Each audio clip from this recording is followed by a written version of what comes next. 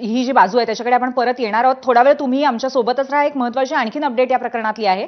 ती म्हणजे नाशिक पोलिसांचं पथक आता मुंबईकडे रवाना झालेलं आहे. कोकाटेंच्या अटकेचं वॉरंट मिळाल्यानंतर नाशिक पोलीस मुंबईकडे रवाना झालेले आहेत आणि नाशिक पोलीस लीलावती रुग्णालयात जाणार असल्याचं कळतंय.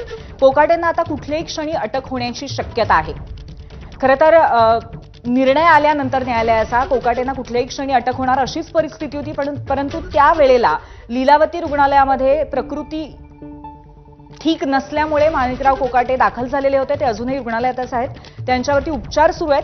परंतु आता अटक वॉरंट मिळाल्यानंतर नाशिक पोलीस मुंबईकडे रवाना झालेले आहेत आणि एकंदरीत ही जी प्रकृतीची अडचण आहे ती सुद्धा कदाचित मध्ये येणार नाही त्यांच्या अटकेच्या, असंही यातून जाणवतंय.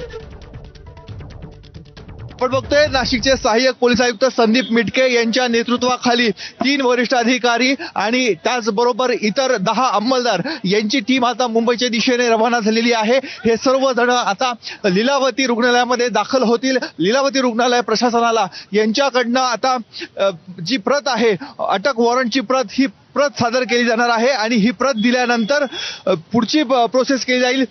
ज्यावेळेस यांच्याकडनं लीलावती रुग्णालयाकडनं जे आरोपी आहेत माणिकराव कोकाटे यांचा ताबा मागण्याची पहिले प्रक्रिया ही पार पडली जाणार आहे.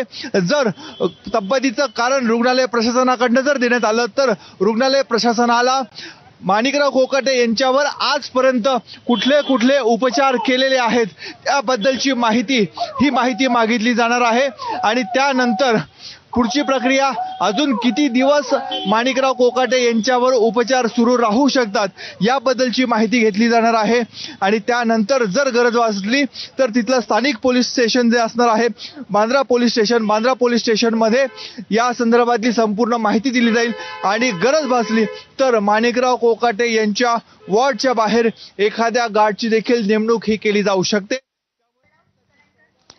त्यामुळे ही अटक आजच्या दिवसामध्ये कधी होण्याची शक्यता आहे. आपल्यासोबत राष्ट्रवादीचे आमदार अमोल मिटकरी आहेत. आपण त्यांच्याशी संवाद साधणार